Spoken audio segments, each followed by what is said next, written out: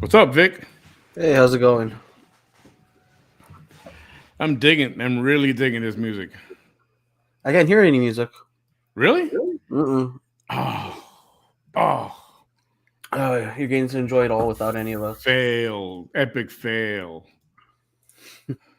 Okay, hold on. Something went very bad here.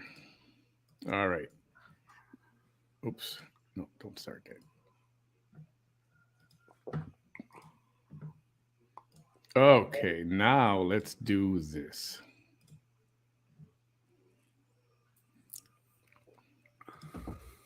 Now you got it? Nah. No? Nope. I don't know. Maybe it's just me. I don't know if anyone else could hear it. Good evening, everyone. Hey, do you guys hear the music? Somebody give me a quick yep, I got it or not. Could just be my end. No music. Ooh, dang. Okay, one last try. Let me figure this out here real quick. Good evening, everyone. Thanks for filing in. Hang on. Let me try this one more and last time. Man, I was playing some good tunes, posting a couple of good songs before we came live. Yeah. Red Hot Chili Peppers. Oh, I love Red Hot Chili Peppers. And Ozzy Osbourne, Mama, I'm Coming Home. And Phil Collins, Take Me Home. Oh, me and the wife have like an inside joke with Phil Collins. Because I don't know if you ever saw the Disney like animated movie Tarzan. Long time ago, yeah. Well, Phil Collins went hard on that soundtrack. Like we still listen to the soundtrack as if it's top 40s. So we always laugh that Phil didn't have to go so hard on a Disney cartoon. All right, you got any music now or still no? No, I got the music. Oh, okay. Still got it now? Okay, now it's gone. Damn it. You had it. Oh, I know why. Okay, I got it. I figured it out. Hold on, everybody, give me 1 second. I know this is annoying as all heck. I know what I did. I know. I'm in the wrong spot. That's why. This is what we're supposed to be. There we go. All right. They say third time the charm. Let's see if this is true. Oh, nope. This is the one. It's not working today. Tell me if you can hear this or not. There you go. All right. Yeah, there it is. All righty. Dang, everybody's in the house. This is very samba-ish. Samba from Brazil. Antiveros. Hey there, Trisha, Maria. I don't know how that word came out wrong. I started to say it in English and then tried to turn it to Spanish. It was weird. Lanaya, welcome. Lori. Hey, Lori. Eunice, Trisha, Ileana, Maggie, Sammy, Irma, Sasha. Hello, everyone. Erica, everyone. Welcome. Why did I do that? Why do people do that? Oh, hello. Welcome. Like they say it twice. Why did I do that? I don't know. Is that It rubbing feels off better. on me? Yeah. It's contagious. It's like going, hello, hello. Hello. How was your Wednesday? You were doing some kind of testing or taking a class or something? Yeah, for my digital arts class, I had like a test. I'm actually just wrapping up right now. I'm almost done. I thought it was gonna be like a 20 question test. I opened it up. It's a 100 question, but I'm gonna be done like in the next 2 minutes, so we're all good to go. Oh, you're not done yet. Yeah, but I know my stuff. Like I don't even need the book. I'm just clicking them. I have faith. But as long as you know what you're doing, man, that's I don't want you flunking because you decided to go live. Nah, it's all good. Hey, Scarlett. By the way, I found out today we have a couple of imposters in the house. Imposters? What kind? They're people duplicating other people's accounts. How'd you figure that? For example, this is the real one. But there's another one that is a fake, but it looks just like the real one.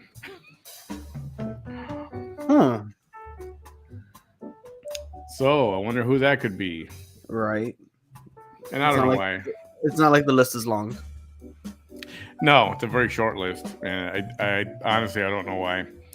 Nelly, Erica, Trisha, let's see, I'm going to keep going, repeating statements. Lori, Tanya, Isabel Naranjo, Mika, Sandra, Nadia, of course, hey Nadia. And in case I missed anybody, everybody, welcome. Aha. Oh, you found it? Aha. Okay, Scarlett the imposter, why are you doing this?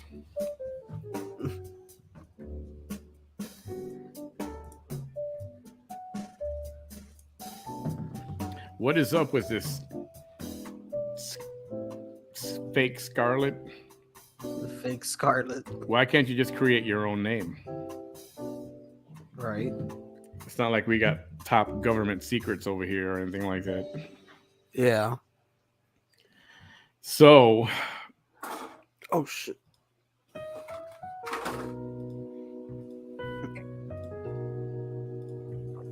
So what's up?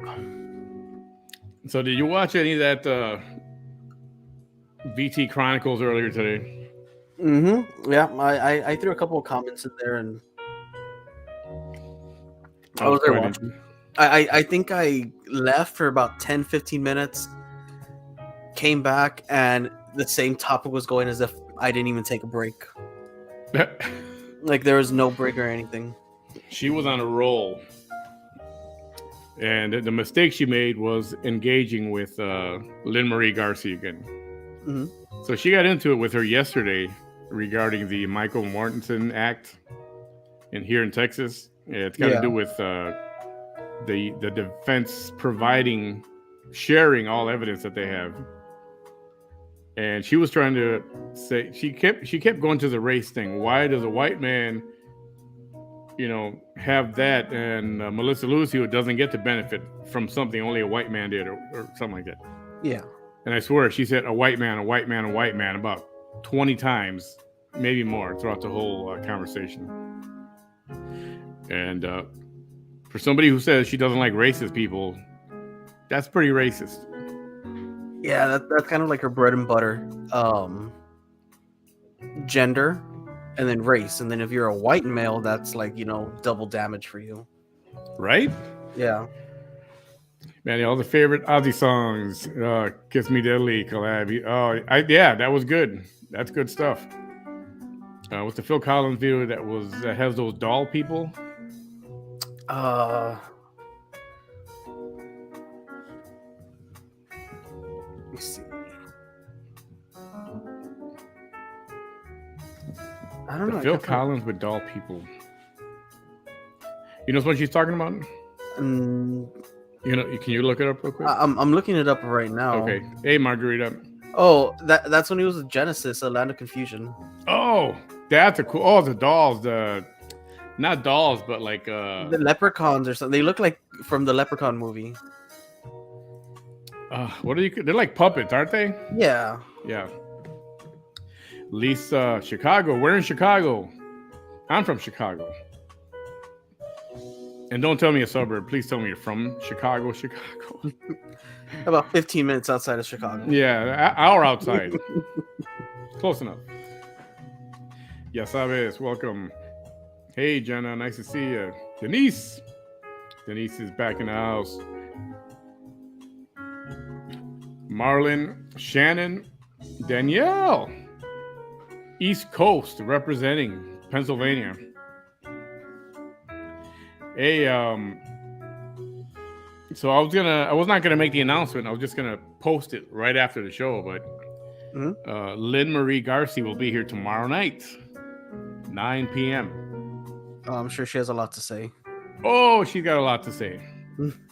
And I was trying to get around for tonight, but just timing was a little bit off. It was not a good time tonight. So Lynn Marie will be here tomorrow. I'll put out the little thing for it later. And she really wants to go head to head. It'd be nice if Vanessa would come on and debate her on this, but we know that's not going to happen. She won't. I'm still waiting for her to accept my challenge to Trivial Pursuit. Yeah, that won't happen either. I was really hoping for that, though. Nope. So then, let's see. Hey, Denise, is this a Manny being controlled by a...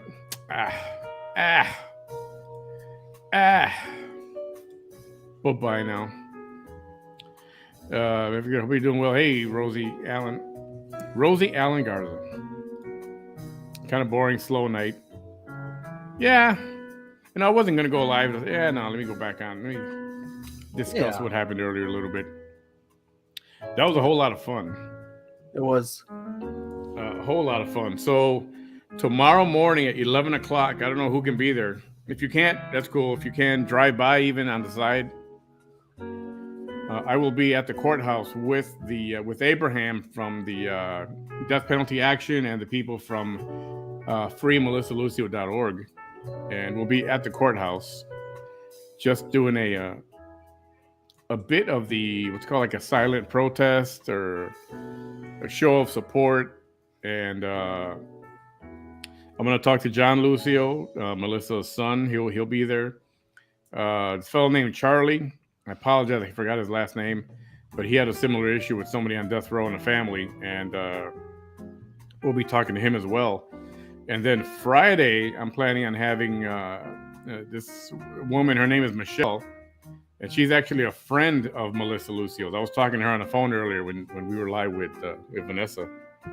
Okay, that's you, because I know you had left a little note saying that you're on the phone with a friend of hers. Right.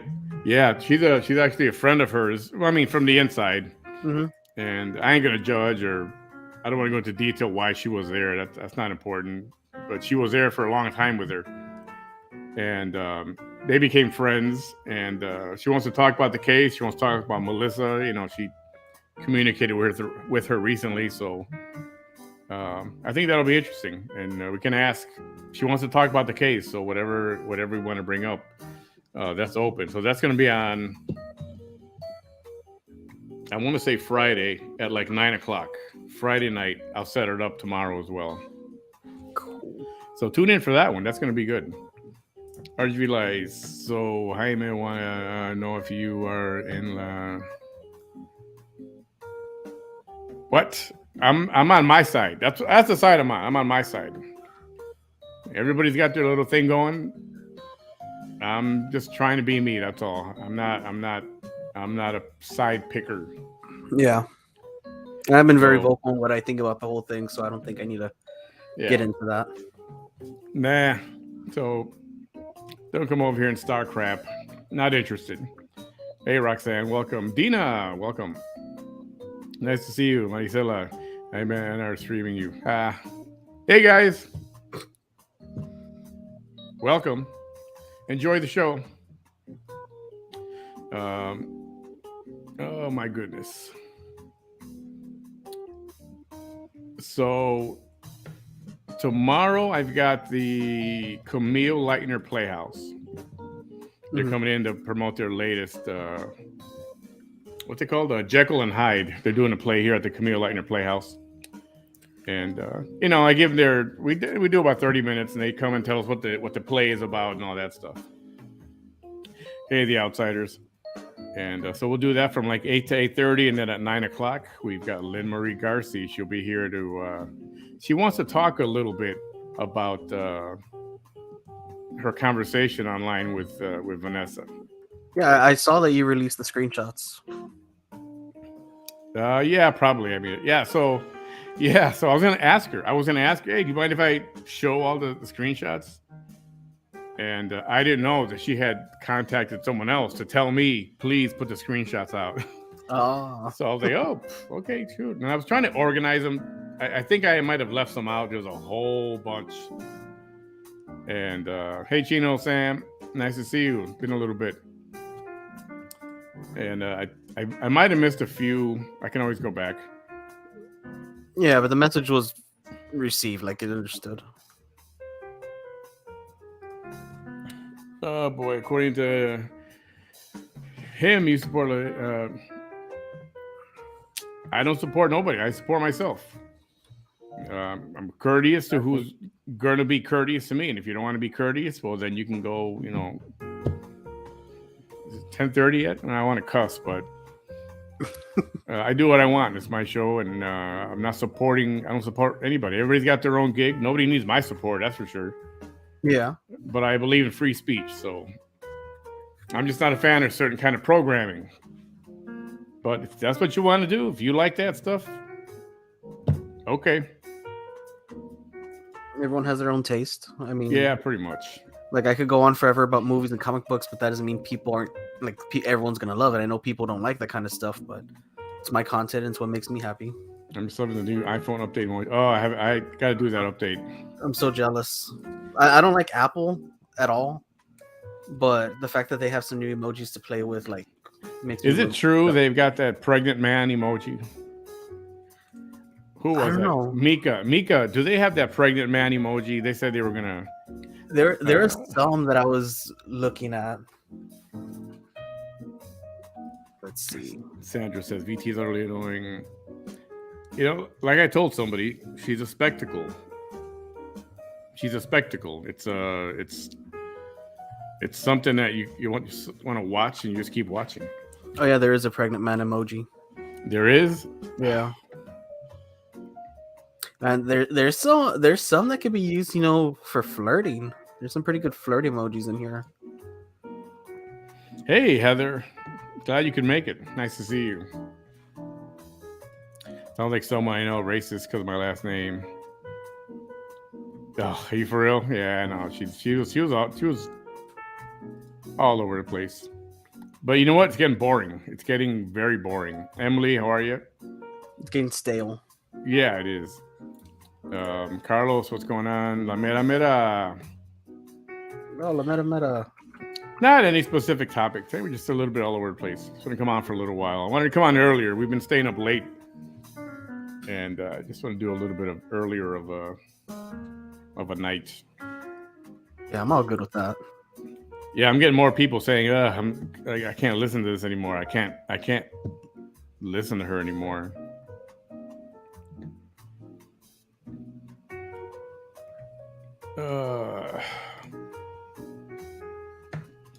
Yep. You guys enjoy the show. Seriously. Nothing major going on here. Just having a little chit chat. Enjoying the music. Enjoying the decent, good conversation. Yeah, some nice back and forth. Nothing too dramatic. Not, bad. This is just background music. I'm not trying to get all.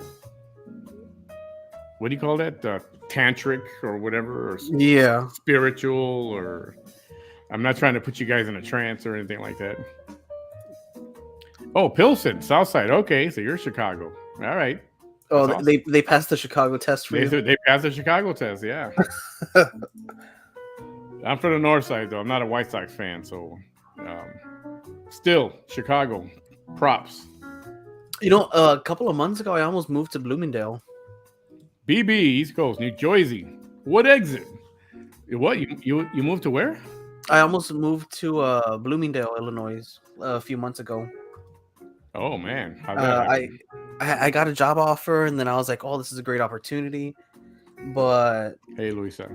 I didn't want to just pick up the family and like go just because of me, so I turned it down, which kind of sucks because it sounded like it would have been a really good job, and it's not that far from Chicago.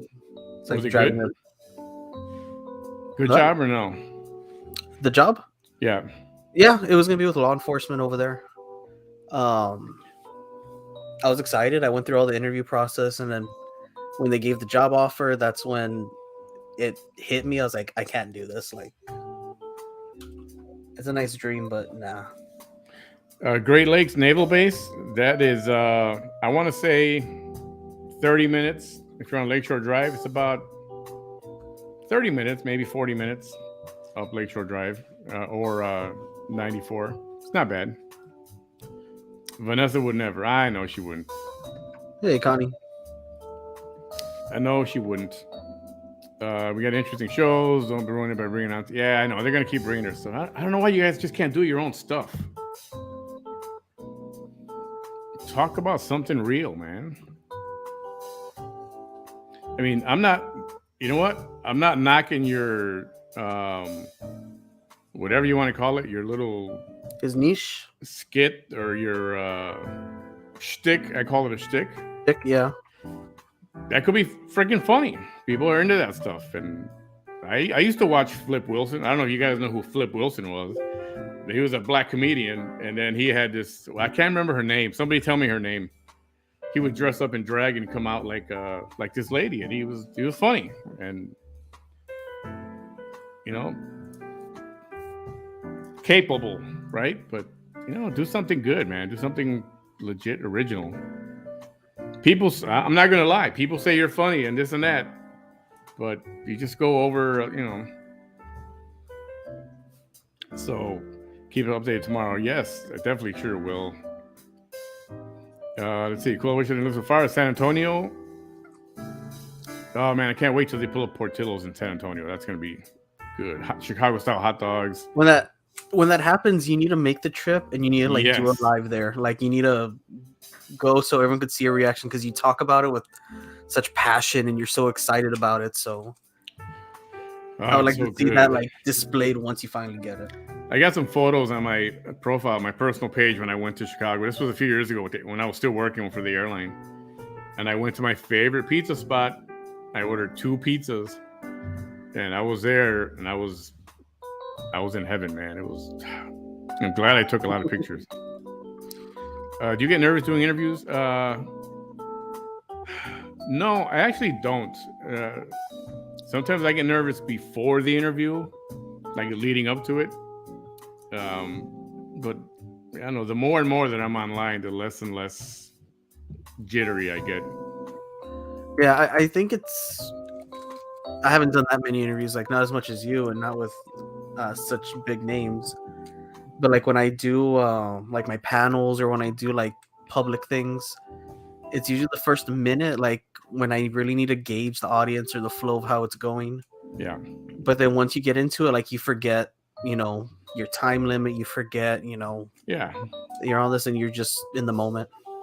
Yeah, you get into the zone. So what happened the other day with the first time Lynn Marie Garcia came in, she's talking about the case, man, and I was so zoned into what she was saying. I didn't notice all the crap that was going on in the chat.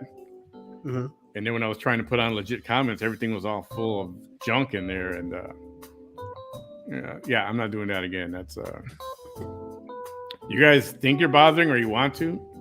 Okay, if that's what floats your boat. But we're just talking here and there, nothing serious tonight. I'm going to talk to some death row people in the next week, talking about this death row thing. I mean, people who have been on death row. I'm going to talk to them, and a little morbid, but very interesting. And even the conversation Friday with Michelle, that's going to tell a lot. I'll give a little insight of what death row is like. Patricia, welcome. Emily, thank you, Emily. Maybe able to learn something. Yeah, maybe. Manny supporting you on behalf of. Hey, Velda. Hey, Manny, or this is for everyone because I read this recently on Facebook. Do you remember about last year? There was that high school football player that tackled the referee. Oh Because yeah, did you hear the update with him? I just posted it. Yes, I did. Oh, I, you I, posted it? forgot about that too. I wanted to bring that up tonight, and it just flipped my mind earlier. A real same mind right there. Like I saw it. I was like, this is pretty interesting because they were painting him that he's not a bad guy. He's a straight arrow. That it was just like a moment. Yeah, But then you go to now where he was passed out with yeah. cocaine and You smell of guys remember that? marijuana. It was Edinburgh High School, right? Edinburgh High School. Edinburgh High School. The football player, I think it was a senior already. Yes. He got. I think now he's already of age. He got ejected from the game. Some kind of unsportsmanlike foul. Mm-hmm. So he got ejected, and he was pissed off at the referee. And then he came running from the sideline, tackled the referee, and then he broke the referee's collarbone or something like that, or shoulder. Yeah. And then he was ejected from the game. School police escorted him out. Yep. And then that's when his lawyer had him do like a public apology, but it felt extremely scripted. And it did. It just didn't feel sincere at all. Yeah. Yeah, he apologized. I think it was about a week later, or something less than a week later. It took some time. It wasn't immediate. Yeah, that's for sure. And hey, Mayela. So, fast forward to a couple days ago. Apparently, a police officer found him. Oh yeah, we need an update on your pooch too. They found him in his car, asleep. Smelled like weed, and they found a baggie of cocaine on the front seat. Yeah. So my question on the post was he always like this? Is that why he had like a temper problem? Or did all this happen after that, kind of in a depression because of what happened after it? Because everybody was criticizing him, and he lost some college deals that he was going to get to play ball. Yeah. And all that stuff was removed from under his feet. So I don't know. I think it was always like that. Maybe not to that extent to where he's passing out with drugs on his lap and stuff. But it seemed like a switch was just flipped because he was walking off the field. The referee gives his ruling, and then you just see him like dart towards him. And I think the coaches knew he had anger issues because they were trying to block him from going. Like they knew he had the potential to go ahead and start charging and stuff because they were already kind of like downfield expecting him to have a reaction the way he did. Yeah. And his teammates too and stuff, like they didn't look surprised at all. Like they were just focused on getting him out of there because they knew what he was capable of. Oh, am I gonna do the shirt? Yeah, I said I wanted to do a low vibrational shirt. That's good. That's perfect timing, man. Do it. Yeah, I was already working on some stuff. I have like 3 shirt designs that I'm working on. I don't think I'm gonna sell them. I think I'm just gonna make them for myself. If someone wants one, maybe I'll make 1 or 2 since I have the machine here next to me. Yeah, just make a few, man. So somebody will take those. That's perfect timing. You got to strike when iron is hot when it comes to certain phrases. You know what I mean? Yeah, and that's a hot phrase right now. But no, someone wanted an update about my dog. Apparently, he's just a big crybaby. We thought he had fractured his leg because he was playing with his younger brother. Not interested, Paco. Not interested. I'm not. You can spin it any way you want to, but let that be the end of that conversation. I don't want to click the button. Yeah, sorry. Yeah, no. I have 2 boys and 1 girl. They're all schnauzers. The 2 boys love wrestling and stuff, so they were playing around, and then one of them got hurt. We thought he fractured his leg or was injured because he was limping. He was crying like throughout the whole night. And I take him to the vet. I pay the vet fee. I'm there for about 3 hours for the vet to say, "Oh, it looks like he just had a cramp." Like it was nothing. And by the time I bring him home, he's walking as if nothing ever happened. So he was just being dramatic. So he was okay. He's not. Yeah, he's fine. He's a giant baby. Like this isn't the first time we take him to the vet, and it's something extremely minor. Oh, that's good. but I don't want to say he's the wife's favorite, but he's like the baby of the three of them. So anything bad happens to him, like he goes to the vet right away. Oh, that's good. What do we think about gas prices? Ooh, it's going down. They're crawling down. I think they were actually in the 3.8 something, 380 something. Yeah, I got it for a 387 here in Edinburgh. Man, we got close to $4. I mean, right on the $4. I was at half a tank and I put $10 in, and the needle just went boop. And that's it. I was like, damn. Just a flinch. Yeah, but hopefully it goes down more. I don't want to see it spike back up because, I mean, maybe it was just a spring break thing. It always goes up like around spring break because that's when a lot of people travel. That's like a good time for prices to be hiked. Yeah. So obviously they're doing their research and they're gonna troll what they do best. They put my wife's name up on there. Oh, really? You know, you really want to go that route? You know, you want to go that route? Really? Yeah, I want to say so much. I'm just gonna leave it there. Frank Myers, I'm gonna stir the pot here. I don't know who it is, but I don't know why they can't just do their own shit and do their own stuff. Yeah.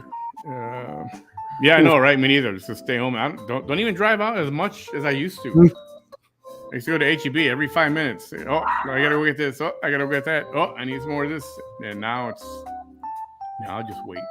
Meanwhile, like when it was about $4, that's the weekend I decided, like, oh, I'm gonna go to Austin for the weekend, and drove over there. Like that was bad timing on me, but I just had to go. Awesome, Sammy. I try and stay home as much as possible, but every now and then there'll be a reason for me to just leave. Like I'm a collector, so like I'll get, like talk through all the chat groups I have, like, oh, this figure's here or this pops over here, so I gotta like rush over there and get it since I like doing stuff like that. Yeah, that's right. There's a rally Saturday in San Antonio. I think it's Saturday, right? It's Saturday. The Cesar Chavez March. I forget what it is. And so after the courthouse in Brownsville, Thursday and Friday, they're going to drive down there and join that parade. So that should be good. It's going to be on televised. All the press is supposed to be there. Even some of the major networks are supposed to cover this stuff. Yes, no tantric music. Tantric music. We don't want to copy. Yeah, I know. Not copying anybody.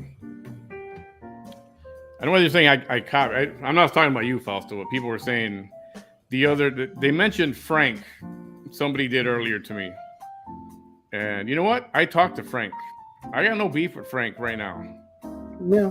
I talked to him because this crap came up, and I'm like, hey, I want to. Instead of going back and forth like some of you all are doing right here, I picked up the phone and I called him. And, yo, we good? What's going on? I said, I got no beef with you. Then we had a good conversation about a half an hour, and that's where I'm going to leave that right there. I got no beef with him right now. Not that I needed to explain that to anybody, but it seems like certain people just need the fucking explanation over and over again.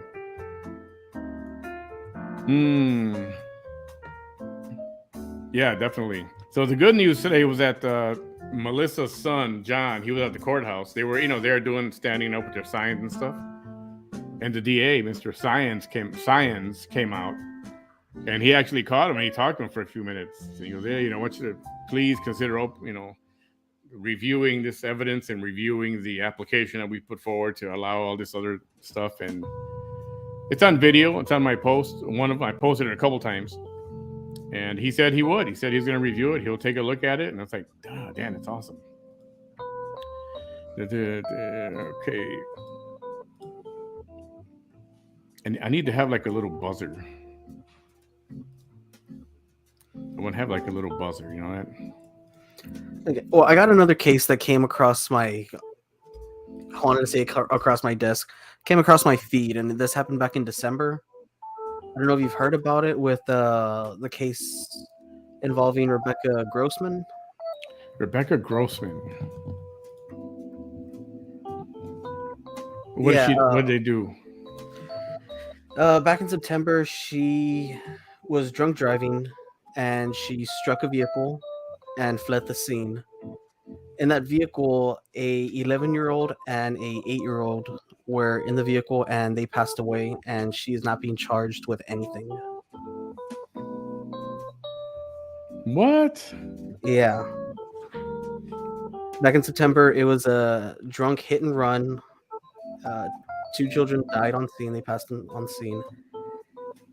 And she's, last I heard, she was free. I wanted to like research it a little bit more, but that they weren't going to do any charges, or as of now, like she's not being charged.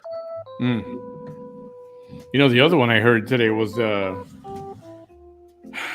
this couple in I forgot the name of the subdivision. I think it's a trailer park Mm-hmm. in Port Isabel, about a baby that was born. Yeah, I heard about that. And then the baby, like the neighbors noticed the baby was like not around, and they asked her, how's the baby doing? And like she didn't want to talk about it. And then she said that she left the baby. She took her out to a field somewhere and left her there. Mm-hmm. This is a newborn. And they left her alive, like to die. But now they can't find, if there is a body, they can't find it. Damn. And it's like, you know what? If anybody deserves like a capital punishment thing, Yeah. that's one. That's blatant. That's murder right there. That's whatever you want to call it. Murder, neglect, the ultimate neglect. Geraldine, that's right. Flip Wilson would dress up in drag and do a character named Geraldine. And that was funny as hell, man. That was real funny. Billy Schulte, that money should be used for psychotherapy. Do a live review. Yeah, what do we want to review? Oh, I think that was your Chicago hot dogs. As soon as I get a hot dog, if they open up in San Antonio or around there where they claim they're due, I'm gonna do that. I'll drive over there just to do a food day. Yeah, maybe have lunch and dinner there. It's worth it. I do stuff like that all the time. No, I just looked up that Rebecca Grossman. She's been charged with murder. Hey, Jersey girl. Yeah. But the case keeps getting pushed back. I mean, I don't know if that reminds you of anything, but this lady keeps coming up with reasons. She's very well tied in. She runs a nonprofit for the town and stuff like that. So they're saying she has ties. She's getting special treatment, but the case keeps getting pushed back. And the boys weren't in a car. She drove through a walkway going 65 in a 40-mile-per-hour zone. To where one of the kids, when she struck him, he actually landed on her hood, and she continued driving for about another 100 feet before his body fell off the side of the car. Damn. Yeah, that's pretty messed up. I'm gonna look into it, and I'll probably do a better breakdown, maybe on my live later this week. I don't know why you guys are come over here and start shit. So this the Frank, or is this an imposter Frank? Frank, seriously? All right. Disappointed. I grew up on Connie's Pizza. Connie's Pizza was real good. Chicago stuff. Yep. And yep. What do you know about the court yesterday? I know some stuff. I'm not going to say it just yet. I'm waiting for the transcripts. I already requested them. They're supposed to let me know how to pay for it. Mm-hmm. Because all it was done through email. And like, yep, we'll get them to you just in a little bit, they said. Oh, I put the comment. I put the screenshot. If I remember from when I got the previous transcripts, it's you have to pay in cash and you have to go in person and stuff like that. Yeah, that's fine. So I'm going to do that and see what that's all about. I was kind of already told what happened. Mm-hmm. But I'll wait for that to be official. Yeah, it's better with the official proof. Even though I know it's official, but I'll wait for it to be official. Yeah, I don't know anything about that. Let's see. Paperwork ready then. Yep. What was the outcome on a VT court? Yeah, that as soon as I get the transcripts, and I can't show the transcripts, but I can read them. I can't like post them either. So as soon as I get them in my hand, I'll read that. Oh, just this and that. This and that, Taylor. That and this. Mm-hmm. Hey, yeah. F all the, yeah. Nice name you got there. It's not the platform for that. Nah, I know. They don't care. They don't care. Mr. Garcia was a referee. Yeah, didn't he break his collarbone or something like that? Collarbone Yeah, was broken. I know he was out. Let's see, man. Have you ever had a Rick Benny's steak sandwich? I think I have. It's been a long time, real long time. That's good stuff too. The referee was from Mercedes. You hear about the couple who abandoned the baby? Yeah, that's what we're just talking about just now. That's disgusting that they would drop the baby like that and not without even flinching, man. And just how do you leave a baby like that just to die, man? I don't get it. I don't understand.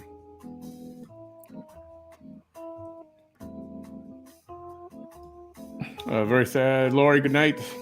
Yes, man, that's so sad. It is very sad. It's all crazy crap.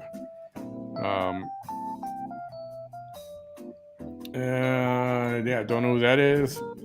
Hey, so. Nah, just, I don't know, half hour or so. Yeah. We're just shooting the shit, nothing major. Port Isabel can't find the baby. They left. I know, they sent a drone out to see if they can find a little cadaver somewhere, or the body, and it'd be nice if the baby was still alive, but yeah, out in the elements like that.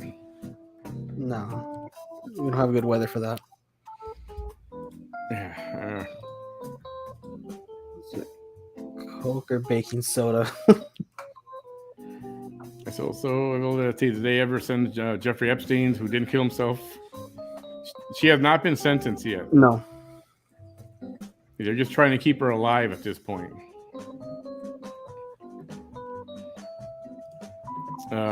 Doesn't temper issues come from using steroids? Yeah. Yeah. Roid rage? Yeah. Talking about the football player. Yeah. Yeah. So I wonder if he was doing stuff back then, which is sad because you figure he's a high school kid. What the hell is he doing with cocaine or whatever? This goes back to parenting. If people would punish correct their kids like we got corrected, kids wouldn't be this out of hand. Mm-hmm. Yeah, very true. Yep. That's why I was always disciplined as a child. Oh, yeah. Look at that. Yes, getting some good information on a lot of these people that are hanging around here tonight. Interesting. That's a good question. I want to know why the media has kept it hush-hush. Yeah, even the Melissa Lucio thing, for as much as it's been talked about the last month, it still doesn't have all that coverage like a lot of other things have. Yeah. Like I follow like a lot of like indie like news personalities on Facebook and stuff, and I think I only heard them mention this when the documentary first came out, and nothing since. Yeah. Something is up there. And I mean, I know the DA and the attorney were doing something there, and there's something that went very wrong. And I think if this gets overturned, even if it doesn't get overturned, there's going to be some kind of investigation into that. Because that wasn't right. Now, they need to release the Maxwell names. Oh, yeah. They've got a bunch out already that they know about. And I don't know if they're going to make that public. I don't think they will. I don't think they will. Hey, Olga. That's all right. It is what it is. Where's it is what it is? I need that screen name right now. It is what it is. That's correct. I'm glad your dog is good, buddy. Thank you. Oh my goodness.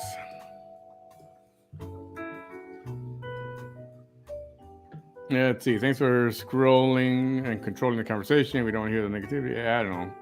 They'll keep going. I don't know. I don't understand. You know, you got to think about this psychologically. What is the problem, and why? That's what I want to know. Answer that. Somebody answer that. Why? I don't know. I allow it on my platform. Like I let anyone talk, all the trash. I don't mute anyone because in the end, it still helps my analytics because it shows people interacting with the page. So if anything, it's just helping you. Like it helps me. Like when I usually have people going back and forth, like that's when my ad revenue like is higher than my other ones where they're not even watching. Dina, yeah, I caught when she said that. I mean, she went off on me for a little while. I'm like I'm not, woman. I'm not even attacking you. Mm-hmm.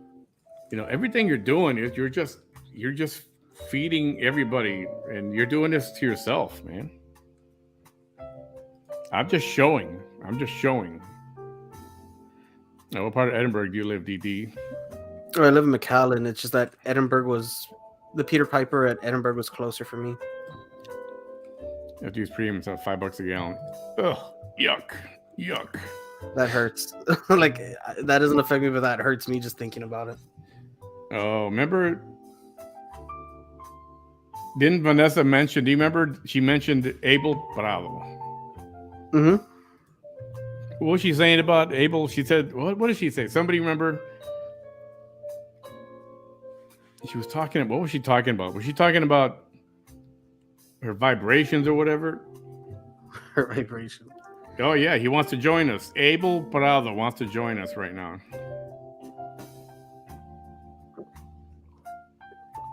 All right. Yeah, this is gonna be interesting. Filled up my Jeep today, $368 at Sam's. Hey, there you go. That's a good price right there. I need to go check Sam's out.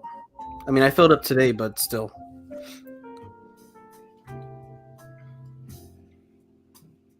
And hang on, let me send an invitation to Mr. Abel Prado.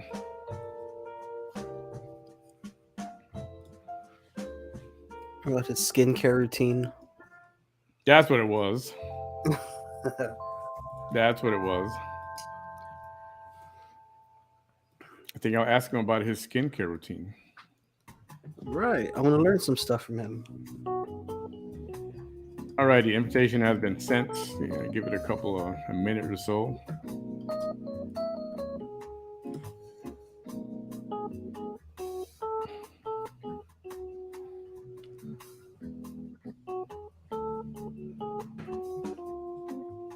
All right, there it goes. Give it a minute.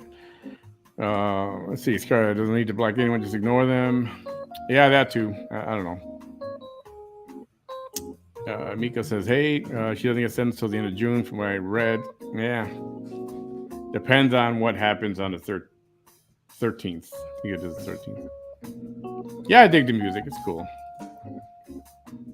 Jenna says, please do not respond to the, hey, yeah, I know.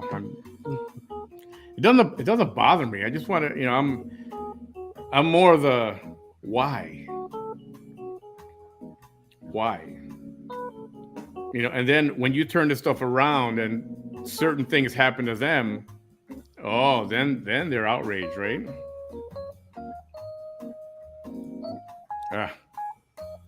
She knows much more than she has spilled. She's a sick woman. So let's see. Yep.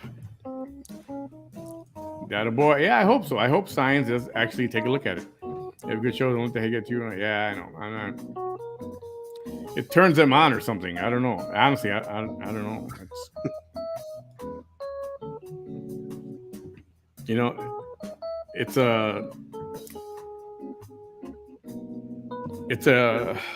Oh man, it's so.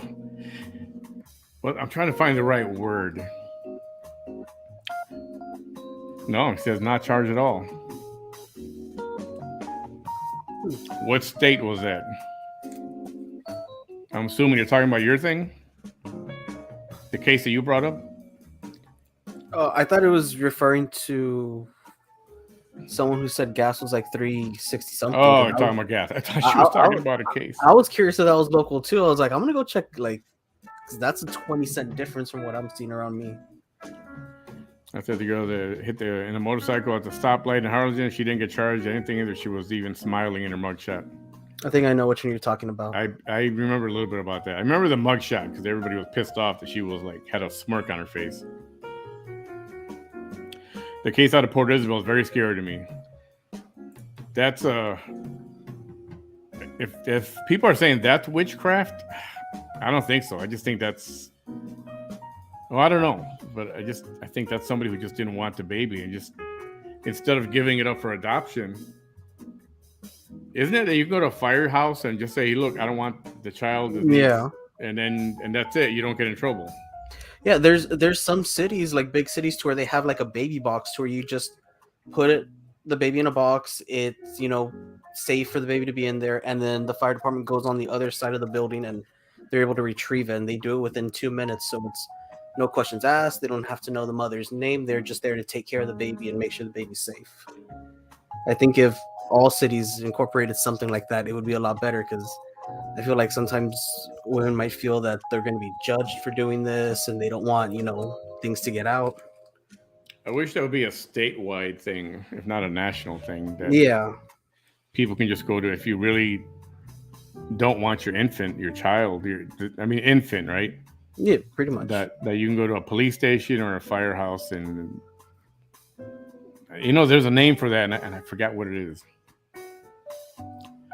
Have you been to Cordon's Taste of Chicago? Not yet. I keep hearing about that. All right, let's see. Abel Prado. What's going on, Abel? How you doing? Doing good. It's been a good day. For those of you who don't know Abel, do you guys know who Abel is? First, I don't know. Let's see if people know who Abel is. I'm gonna skip forward to the comments here. So I'm kind of perplexed, but not, as to why you sent me a message just now. No, well, I felt bad because I said I was gonna come jump on election night. Yeah. And got a little too celebratory, and then by the time I remembered, it was 1:30 in the morning, and you had gone to bed already. So. Do you have any idea what happened earlier today on the live on somebody's particular live? Well, I went on there just to make a comment, just to see what would happen, and then I got a message back that it worked. So apparently she spent 45 hours talking about how she's almost a lawyer or something like that. She was trying to out-lawyer somebody who's not a lawyer, but she's been an investigator in the legal department for 25 plus years. And she's involved with the Melissa Lucio case, among many other active cases right now. Yeah, no shit. I've had her on, I think it was last week. Her name, she's in the documentary about Melissa Lucio. She's the investigator that was in that documentary. And so Vanessa started talking about, I'm not going to talk about this no more. I'm not going to talk about that. I want to talk about, and she started talking about skincare. And she mentioned your name and something having to do with skincare. And I was like, it caught me off guard because I didn't expect to hear your name. If anybody's coming to me for skincare advice, be prepared to have, I'll tell you how to deal with acne, I guess. Yeah. Squeeze them. Squeeze them. But hey, Dimwit, we've never spoken before, but I'm a fan. Like, hey, yeah, Digital Dimwit, that. Abel, that's a Victor. It's awesome. Thank you. Yeah. How much I feel like, as a person who's been sucked into that vortex before, there's a strain that only we understand, of having to like watch those videos for hours on end. Yeah. And the way it sucks you in, and afterwards you just feel dirty afterwards, man. Like, exactly. What am I doing with my life? And I've said that so many times. That's why I would do a video and then I would just disappear from social media for like a few weeks, and then I'd come back and do another one and then disappear again. So yeah, I get it. And I dig your Power Ranger collection back there. Oh, thank you. I'm very proud of it. Yeah, it's pretty impressive. So what are you working on now? What are you doing? Actually, so I'm the executive director of this organization called Cambio Texas. And we actually just got some huge news this week. We scored a partnership with Powered by People, which is Beto O'Rourke's organization. So we're partnering together, and they just gave us a 6-figure investment to go ahead and start knocking on doors and start organizing things for November. So we got up and running this week, and we're hiring. So anybody, who would like to get paid to knock on some doors and get involved, we're looking for volunteers right now. Pay is good. The job's laid back, very flexible. Just DM me, send me a message, and I'll tell you more about it if anybody out there's interested. There you go. Get paid to campaign or block walk. Is that what it is? Or campaigning? To block walk. And one of the cool things about the organization that if anybody out there's on probation and you need to do community service hours, we can help you out. And you can get paid and you can do your community service hours at the same time. Well, that sounds all right. If anybody needs a little extra dough or has got to do some of the CS hours. Yeah, and that's anywhere in Texas? Who is anywhere very familiar with the plight of folks that are on probation and the way that can just, really knock you off course. We're more than happy to help out, And is that anywhere in particular or all Texas or you gotta go in Cameron County is where we're looking for folks right now, especially in Cameron County. So if you're from Cameron County, hit us up. We're looking for people to knock on doors down there. We offer paid training. We give you gas stipends. We reimburse your gas, which right now is probably going to be more expensive than people's actual salaries. Mm. Yeah. Yeah, it's bad. I know. It's hope, it's not necessarily, it's not Russia's fault. It's more of how Biden didn't control a certain situation. I mean, I feel like every president has had high gas prices and low gas prices at this point. I remember I remember seeing gas for like $1.36 when Bush was president. And then I remember seeing gas for like $4.99 when Bush was president also. So, I mean, it's just an ever-changing thing, and you just hope that the gas prices are good by the time the polls are open. Well, when Trump had us under $2. I remember it being 170 something, 180 something, and those are glorious times. He also had us over $4 at one point there too.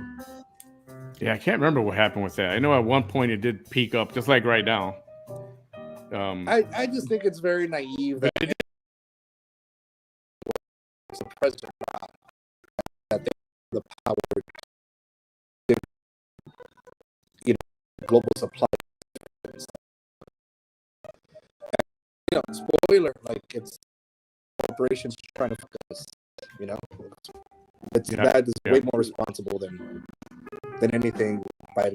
Yeah, because I thought I read somewhere that the oil companies are skyrocketing profit margins, even in the middle of all this. When it's just like healthcare, especially when you're going to build the insurance for something, an X-ray costs $500. If you were to pay cash, an X-ray would cost $100. Yeah, and it's the same thing with oil, with gas, and when there's a narrative out there that things are going scarce, then they'll just jack up the prices, and it's, to me, it's always funny how people are always quick to blame either, they never blame corporations, they either blame a politician or they blame, each other. We blame ourselves.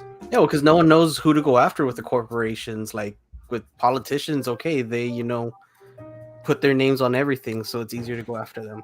Yeah, but I think it's already starting to go down. So it might have just been like a week and a half of this crazy rise. Mm-hmm. The war maybe made certain industries a little nervous, and it spiked. Hopefully, it's coming back down. But are you guys following the Ukraine stuff? I know, Manny, you've been posting a lot about it. Yeah, it's I know that Russia's not. It's not. It seems like Russia was not this big, giant, nasty powerhouse as they claim to be, because Ukraine. I mean, when you're playing those away games, playing away games is always going to be rough, and especially when you're one of the most baller things I've ever seen is that one woman who was telling the soldier, here, have some sunflower seeds. That way, when you die, they'll be flowers where your Ugh. body is gonna Yeah. decompose. That is Oh. the most vicious. Like that sounds like my abuela, like something my abuela would say right before I'm about to go to school. Dang. But what I was getting at was, Russia always claimed to be this gigantic powerhouse, military, better than anybody on the planet. And now I'm going to call it a little war. I mean, Yeah. Ukraine is not ginormous, a big giant country, but, Russia's asking China for help. Like, what? Yeah, but Like, that's what happened to the big old, what's his name? Putin. It sounded like they were maybe they underestimated the Ukraine and their army and Zelensky. I think that's what could have been. It's soldiers being sent to do this versus people trying to keep their country and defend it. There might be like a lot more heart, and sometimes that's what it takes to win these things.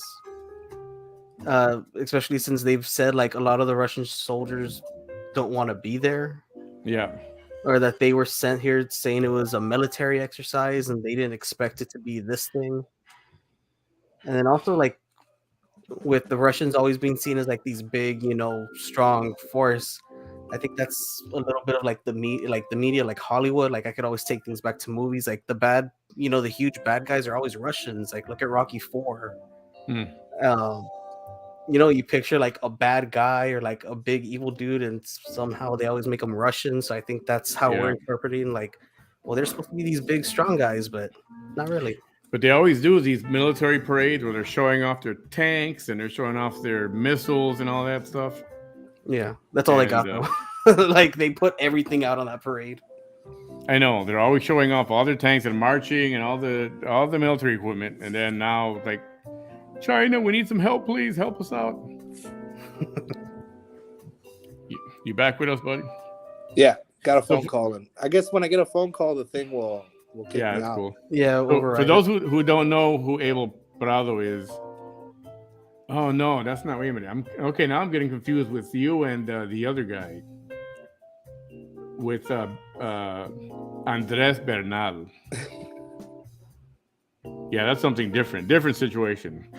That is the AOC situation. Yeah, Andres is the guy that's guilty of I guess committing the greatest identity theft of our time. Right. One for the ages. Yeah, he's the one that stole VT's identity appearance. And what's funny is that Andres is probably one of like the kindest, nicest guys that I know. We disagree here and there politically, but the guy is, I can't say anything bad about him. He's such a gentleman, and for him to go through some of this stuff, it's not fair. But you were the one nothing's fair when it comes to you to pulled off Cheese, I guess. One of the greatest punks of all time. You scammed Cheese Keys when she was ranting that she was in second place, and dude, you gave her a heart attack. You put her over the edge. It was like something I've never seen before. Yeah, that was insane. I was watching, and it was during that time where we didn't know if it was fake or if it was real, and it was a roller coaster of a time. No, watching that go down in real time was I think a lot of fun for people who saw it happen, and it's just one of those things that it was a really fun day for everybody not named Vanessa. Definitely unforgettable. And like I said, for about a minute there, I kind of felt bad, if even a minute. But then I was like, yeah, okay, I'm over that. I don't feel bad anymore. Oh, yeah, but that was good. That was very good. And, I mean, she got over 3,000 votes. So, I mean, it's not nothing, but... Yeah, I mean, congratulations to getting, like, that many. Because I was aiming lower. I said, like, she wouldn't break 2, so she proved me wrong on that one. Well, I mean, there's over 400,000 people who are eligible to vote in that district. I think it might be as high as 800,000 that can vote in that district. So, if that makes you feel better when you put it into context. Yeah. I know she was saying she got the what was she saying? She won one of the counties. Yeah. And she was so proud of And then, Yeah, but she won that there's one only county that had like 100 votes total in it or something like that. yeah, something like that. I think It was that Live Oak. I think it was Live Oak. I think that's what it was. And But y'all, let's see, on a scale from 1 to 10, with 10 being very smart, how do you rate Vanessa's intelligence number? that's a trick question. Yeah. Because you only included positive numbers on your scale. Oh, see. Oh shit! All right, shots fired. But I'm thinking, in her own way, she's not that much of a dummy, you know. I mean, to answer it seriously, I'd give her about maybe a 4. I really, really hate it when she says things that I agree with, and and that happens like once in a while. Like, damn it, she made a point. Yeah, and she'll do that, and sometimes it's like a blind squirrel or a broken clock. Broken clock always can find a nut once a day or something like that. Yeah. And so it really annoys me when she says something, and then there was one time where a long time ago where I caught her. I was on Twitter, and then like I read something that somebody had posted, and then I heard Vanessa say it in a live, like almost word per word. And so I know that she does that too, where she'll read something that somebody else said, and then she'll repeat it, talking like if it's her own original thought. Yeah, she's done that a lot. Well, I mean, for someone who's always accusing other people of stealing her shit, I always think it's pretty rich. Yeah, and I don't know how other people feel about this. I've talked to a few, and you know what? If she had her head on straight, she could go places and do things, and she could be in the politics business or do things for women, socially as an activist, or I don't know, man. She could talk a lot, and she's very passionate about what she's talking about. Mm-hmm. She's very confident in what she's talking about, and she could sell freaking ice to an Eskimo. Well, I think if she was on Steam or like Twitch, or like I think she'd be huge on Twitch if she were to, because the algorithms these days don't reward like scripted content anymore. Like they want long form unscripted content, and that is tailor made to what Vanessa does. Yeah, Theo, I agree, man. We were energy dependent. If she's watching this, like get on, do yourself a favor, Vanessa, and get on Twitch. And make some money for your ludicrousness. And I offered to have her come on and have a real conversation. Cut the jokes, cut all the stupid crap. Let's talk. I'll talk. Let's talk if you want to talk for real. Mm-hmm. And the thing is, I don't think she'll do it though. There's plenty of people, including Victor and some others that are more heavier into politics, like yourself, who want to give constructive criticism. It's not to pick on her, but it's to say, you know what? Don't do this so much. Don't do that so much. But believe it or not, to help her. Mm-hmm. But there's no way she would even listen to that. She would think we're tricking her or something. We're the angry male or whatever she wants to say. And yeah. But honestly, it's too bad because she could really, if she had her head straight, man, she'd be nobody would want to mess with her because she's got so much confidence and she could talk for 3 hours and not get tired. Like I said, there was a while where she was trying to be on television. Like she wanted to like get a reality show. Mm-hmm. And I think she still does though. When that was happening, I'm like, okay, I could see how, like that's pretty smart. I could see how, somebody like that could make for a good viewership. But damn. Yeah, there's just some things that happen in life, and you just take a wrong turn, and if you don't correct that, then it's almost, I don't know, I don't want to say a lost cause, but it's difficult to come back from that. Mm-hmm. I'd say give her a podcast, like let her have a talk show to where she can record it anywhere. It doesn't have to be in her car. It doesn't have to be like anywhere else.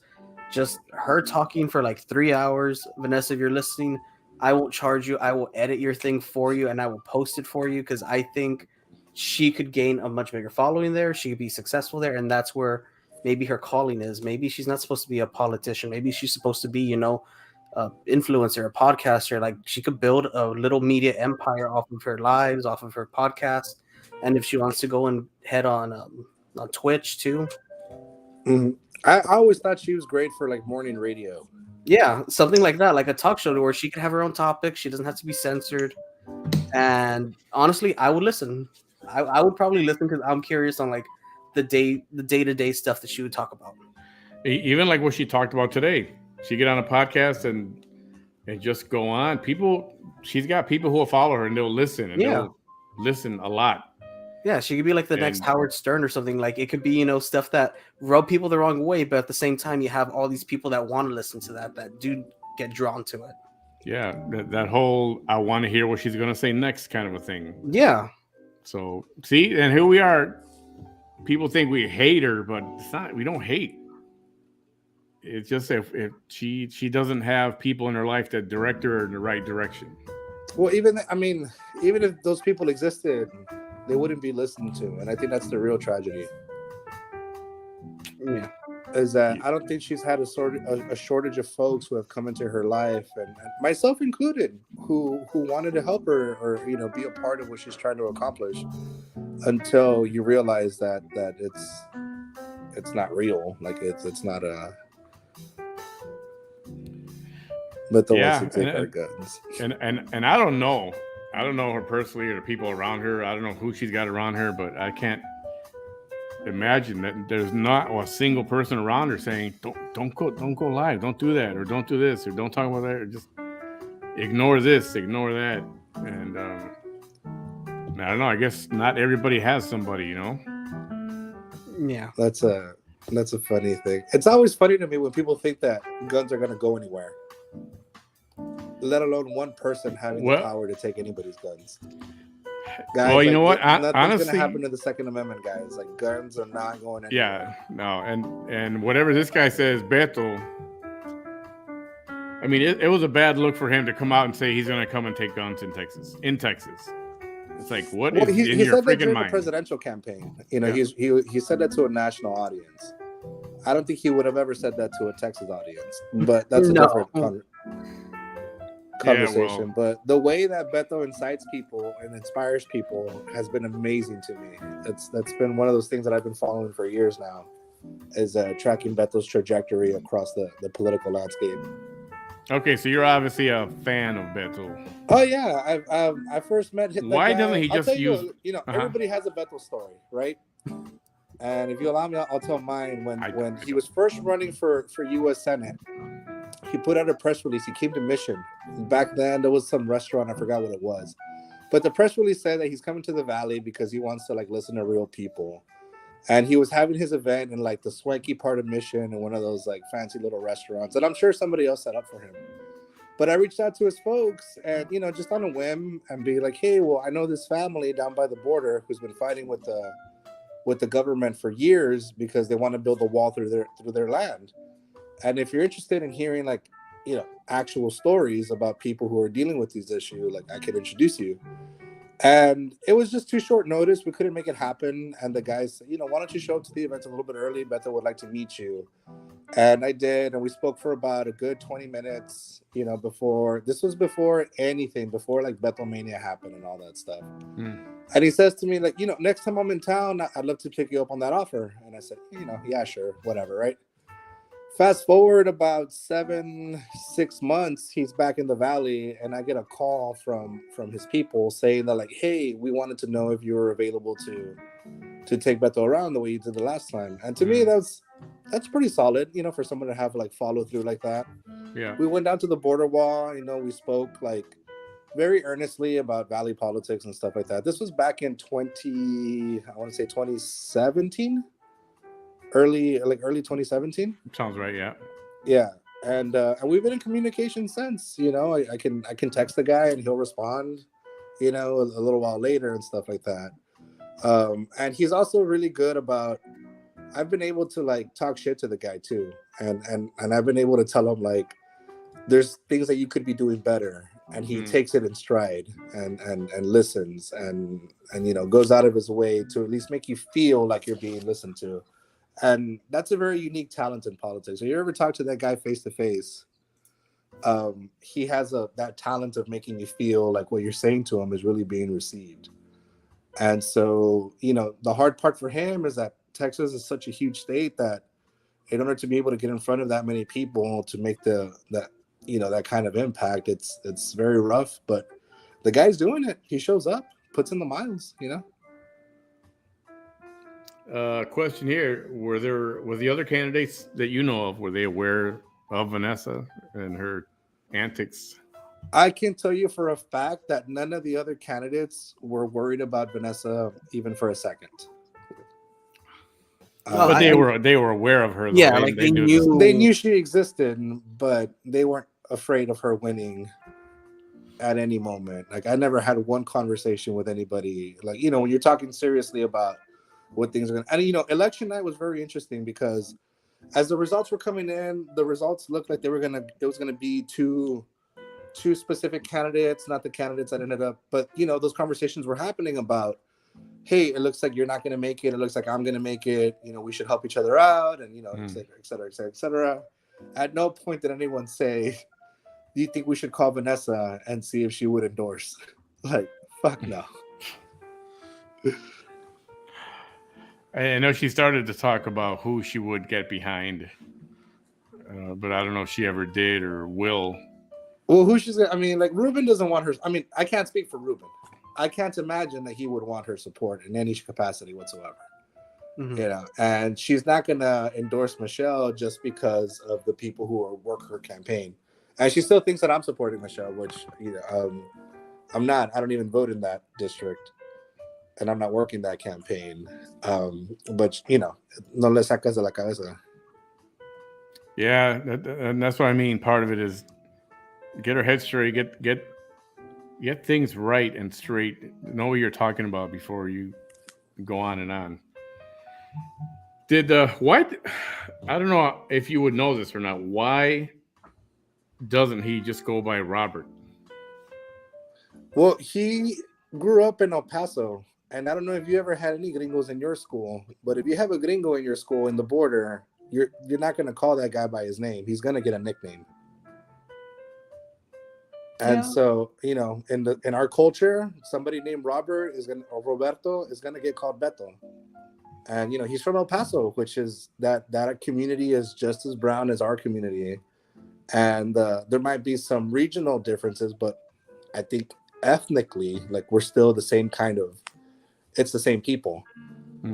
And it's there's a picture floating around of like him like as a baby with like a shirt that says with like he has like a Christmas sweater or something like that, and it says Beto across his chest. So I feel like it's a genuine, it's an authentic name. I'll tell you what, it's a much better nickname than Dan Patrick, whose real name is like Donald Loeb or something like that. No one really talks about that. Is that right? Yeah. I don't know how you get Ted from Rafael, but there's Ted Cruz calling himself Ted. Rafael. Yeah, that's true too. I mean, I guess in one way or another, it's like a stage name, kind of. Yeah. For Ted Cruz, it's definitely a stage name. I think I give obviously I'm biased, but if you've had a nickname since you were a baby and it follows you until you're an adult, like it's a pretty organic nickname, not something that you did because you're a shrewd political bastard like Ted Cruz who wants to give himself every edge. Yeah, that's what she said. She was implying that Ruben was going to be the one that I don't think she would call it support, but that she was going to more lean. Oh, she's going to throw her votes. Those are my voters. Yeah. The same way she threw all her votes to Sarah Stapleton's voters. Yeah. See, that's what's going to happen. And let's see, he goes by Beto. Yep, he just said that exactly. Paco. Francis. So I don't know. I guess I don't know. You got that crowd of people that says, "Oh, he's just trying to pander to the Hispanic vote," which there's a lot of here in Texas. Mm-hmm. Do they not? And Do these folks not understand what politics is about? Like pandering is, what you call pandering, other people call like genuine constituent outreach. Yeah. And in my experience, there's two different kinds of campaigns that people that I've seen, or two different models. There's the campaign that tries to dictate to the electorate, saying that these are these new ideas that I have, and I need to convince you to sign off on these ideas so that we can implement them together. And that campaign has a much harder, like, upward battle trying to convince some people to achieve something that's never been done. And then there's a kind of campaign on the flip side that is more responsive or reactive to what the electorate wants. I'm not here to tell you that we need more guns. I want you to tell me that you like guns. All right, cool. Then we'll do more about guns, as like a weird example, Mhm. you know? And so, like, when people say, "Oh, you're pandering," like, that's the whole point of politics. Like, politics is set up yeah, so that's that true too. so that regular people have an avenue for upward mobility through representation. And Yep, so, I can see that. I definitely, you're right. Pandering that's what it's about, really. pandering is good. Yeah. I wish all of them would I mean, pander. Like, yeah, it you means just that. look at like high school presidential campaigns. It's all about, I'm going to tell you what you want to hear, so you vote for me, and I could put this on my, transcripts, and Mhm. not Now really like, now that's just on the campaign side. yeah, Governing is a completely different animal than campaigning. I tell people, I tell candidates that you campaign for the way that the world is, and you govern for the way that you want the world to be. Yeah, yeah, mhm. yeah. She brings up this point. That I was very disappointed in that. I used to work in the airline industry. Very disappointed that he would. This is caught on video. I don't know if you saw that or not, but he was pissed off No. over something, and he started yelling at the employee, the airline employee, and yeah, the whole "Do you know who I am?" came out, and say, "Oh my god, don't do it. Tell me I you didn't wish do there that." was like a game, like, where you could, like, theoretically, just like therapeutically, just give Ted Cruz just like a sape across the face. You know? Back in those like flash games online where they had those, because they had one like that of Bush, like when he was running, like some mobile flash game too, where you could pick whatever candidate you want, and you could do like little slaps across them and stuff.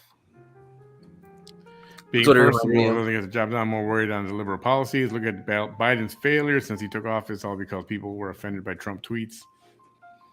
I think people were more offended by, Trump trying to overthrow the government, and, He wasn't leading a really trying to mob to overturn the the government. Capitol. Yeah, see, I don't agree that he made that happen. That's just ridiculous. He certainly didn't help stop it. But it's an easy thing to do when you don't like the guy and you want to make them look bad. That's what the kind of thing that's going to happen. At the most generous thing you can say is that Trump didn't do what he could have to de-escalate the situation. Yeah, but I'll give you that. That's the most by the generous time way you can put it. by the Is that time he didn't try to de-escalate. by the time he should have done something, it was already too late and it was already out of control. So they're working really, really hard. I don't know if you're following the January 6th, like the committee. Mm. They are working. Trump's team is working as hard as they can to suppress it's called a TikTok. I mean, not the app, but there's a person in the White House whose job it is to track what the president is doing every minute of the day. Mm. And somebody writes down what he's doing, and that's somebody's job. And the reporters call that the TikTok, and they refer to it to, like, what was the president doing while this was happening? And they are working hard as fuck to not reveal what Trump was literally doing while it was going down, because it would have been very, very easy for him to go out there and go home, but they were at it for a couple of hours before he finally made a statement. Yeah, just like it's 3:30 p.m. That's just unforgivable.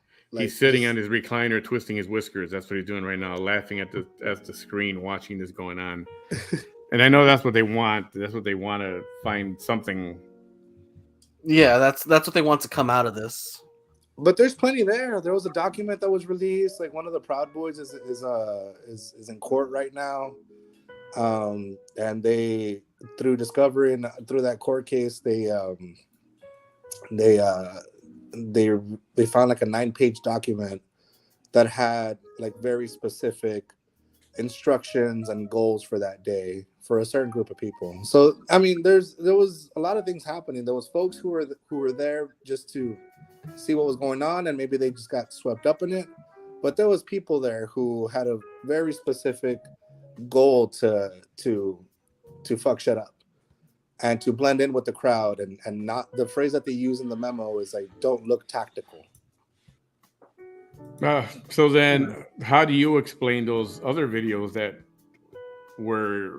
they were trying to keep them from coming out, but they were out, which was the blockade that were right in front, police removing them and doing this thing and making the crowd run that way. There's another guy in the corner over here yelling at the guys in the tactical suits, going, "What are you doing? How come you're not stopping this? Why are you just standing there?" And this is a black dude with was he black? I can't remember, but he had a MAGA hat on, and he's yelling at the guy in the tactical suit, the SWAT team or whatever they were. Why aren't you going over there? Why aren't you stopping this? This is your building, And so that's why, I don't believe. For me, it was staged, and everybody else, it's the, what do you call that syndrome where everybody just jumps in afterwards. I mean, I think it's very obvious that the DC police those officers were genuinely in fear of their lives. And HBO put out a really good documentary called 4 Hours at the Capitol. I don't know if either of you guys have seen it. No, I was going. That's on my list. Yeah. So they interviewed the police officers that were there that day, and there wasn't a command. There wasn't like a collective decision to be made that they weren't going to open fire. We're not going to get anywhere wondering how cops would react if there was like a mob of black people that were doing that. Yeah, boy, here we go. But there's a very specific scene. Like, this documentary follows the folks that were like, tip of the spear, the ones that like were the first ones at the Capitol, and they lifted up a barricade and then they launched it at some officers.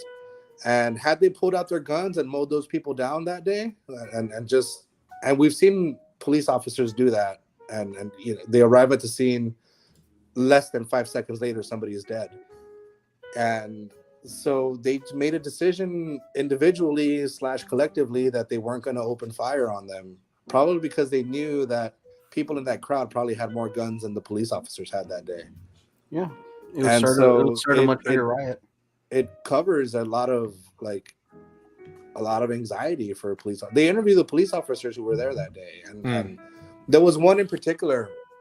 There was a couple of things that were very interesting about that documentary where they spoke to one of these, like this big QAnon guy, one of the big QAnon influencers. And he talks about how telling people that children are being trafficked and that children are being sacrificed and molested and that Trump is trying to stop it is one of the main ways that they recruit folks. And they use that appeal that we're protecting children. And you notice Republicans and conservatives they really use that talking point very effectively, saying that they're protecting children, protecting life, things of that sort. And then there was another scene where this guy was trying to like lead the people in prayer to kind of calm people down a little bit. And the way it's edited, it appears to work, that people kind of relaxed, And then there was this one cop who got dragged out into the crowd and was literally, he gave an interview saying that I really thought I was about to be beaten to death, until he said, like, I have kids. And it was almost like a stand down. As soon as he said, like, I'm a father, I have kids, people stopped and even like assisted him back to where the other cops were.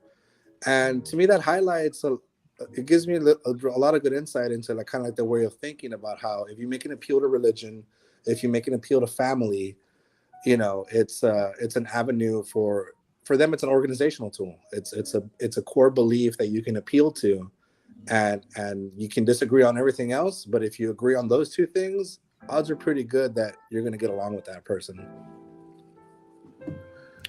Yeah, it's our country is very off balance right now.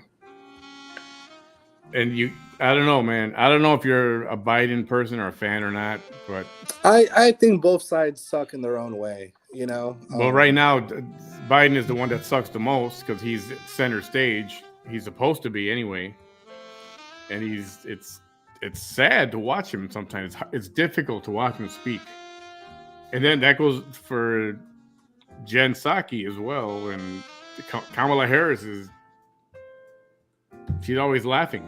Everything's funny to her, and it just lacks a credibility that it's.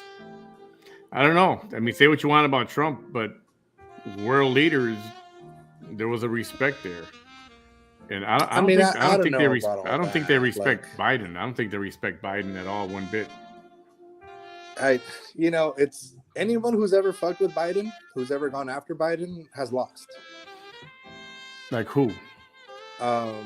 It wasn't until Trump started going after Biden's kid that he went and got impeached. It wasn't, paying a hooker to shut up. That didn't get him impeached. It wasn't, getting his daughter, making sure that Ivanka still has patents in China and that she can still do business in China, even though he's doing tariffs and stuff like that. That didn't get him impeached. It wasn't the blatant violation of the Hatch Act where he's using taxpayer money to funnel funds into his Trump properties. That didn't get him impeached. But it was when he started going after Biden's kid. And the Congress, the Republican Congress. So should Biden's kid not be looked at? What's that? Should Hunter Biden not be looked at all? Well, whatever's there. I'm not up to date with the laptop. I'm sure politicians' kids are whether they're adults or whether they're there's a lot to work with any politician's kid when they, especially a career politician like Biden. If you scratch hard enough, you're going to find something. The same way you'd find something about, Jenna Bush and her sister. Or the same way you could probably dig into Malia Obama's bank account statements and find something that looks suspect or, this and that. But it wasn't until that, all I know is that Trump had no accountability whatsoever. And even with the impeachment, it's not like there was accountability there. But it wasn't until he started fucking with Biden that he went and got impeached. And I think that says something. Yeah, I think he got impeached. And they're still going after him. It's not over yet. They're still he should, the Mueller report, basically said that we can't arrest him just because he's president. Can't arrest Trump? You can't arrest we can't arrest a president because there isn't precedent to do that, because we've never had a situation where we need to arrest a president before. The closest thing you can get to it is what, maybe Clinton, and Trump was using the same rationale that Clinton was using. So does it not bother you? And I'm not saying you're a Biden fan or supporter or any of that. I'm just, does not bother you? I mean, look at the contrast. Trump would talk to the press every 5 freaking minutes, walking to a helicopter, from the helicopter after the press conference, 2 a day, and he'll sit there for an hour, stand there for an hour and talk to everybody. Joe Biden, he's directed to just, nope, put the paper down and walk away. And he won't say fuck-o to the press at all. That bothers me. Any recent president of the past always, even if for 10 minutes, took 3 or 4 questions and then, but this guy won't. It's so blatant. He's reading the thing and blah blah. Thank you. Put it down, turn around, and that angle or that angle, and that bothers. It's like, why? I've never thought about it, but yeah, that kind of bothers me too. It's like, is it because have you ever read a Trump transcript? Actually read one. I have not. No. Yeah. Try reading a Trump press conference on paper, not on video. And you tell me, we could probably play a fun game of reading quotes of who said it between Biden and Trump. And I bet you that would be very interesting, because when you read a Trump speech, like a transcript, it makes no fucking sense Mm-hmm. at all. You know, and So maybe, and a lot of what Biden reads when he's saying it does makes no sense, but for a different reason. Mhm. It's like his brain to his mouth. There's some. I mean, well, he has a speech impediment. something wrong. Like Yeah. Joe Biden has a legit speech impediment. Like it's a thing. And speaking slowly and things of that sort are verbal tics that you do in speech therapy. I don't know what Trump's excuse is for why he talks like that. I didn't hear a lot of that come out of Trump. Everything he said was. We could pull up a random Trump clip right now. Like just go on YouTube. Well, I'm not gonna do it now because I want to log off pretty soon because we're going on an hour and a half already. And we can do this another time. I got no problem doing that at all whatsoever. Yeah, you know, I lean one way, but I don't care. I'll listen to everybody, and we'll go head to head. I don't care. I love that. I mean, look, that's the only way you learn and like grow is by taking other opinions in and seeing other points of view. Yeah, but I'm the same way. And like I said, in my career in politics, I work with hardcore Democrats and I work with conservatives. I've gotten both elected to office, or had the privilege of working on campaigns for conservatives and working on campaigns for liberals. And both sides have a lot more in common than they think. They're both batshit crazy for different reasons. The starkest difference, I think, between the two sides is that one side cares a lot more about winning. The other side cares a lot more about being right. That's usually the case. What's that? That's usually the case. Yeah, you could say so. It really is. Which world leaders respected? A lot of them did. And say what you want about. They showed this thing on TV the other day about handshakes. Look at all the handshakes from all the presidents in the recent years. I've seen that. Yeah, and they're handshake, and everybody, I think Obama, to one point when they got to Obama, they liked his handshake, but then they got to Trump, and when he shook Putin's hand, he like pulled Putin into him and grabbed him, like manhandled him, like, yeah, I'm shaking your hand, and he kind of, Putin was kind of like a puppet almost in his hand, and you should look at it's when almost Trump shook. It's almost the bullyish. Canadian. Oh, I saw that. It's and almost the Canadian Prime Minister was all like, "Fuck that noise," and you can see them struggling. Yeah. To like stabilize the handshake. I remember that. The funniest thing ever. Yeah, and you know what? And yeah, it's borderline bullyish.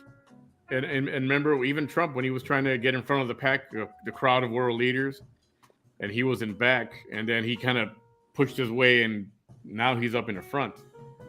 And he did that blatantly also, and that was, I don't know, I found it kind of funny, but it was just a different climate. Like, should it be funny?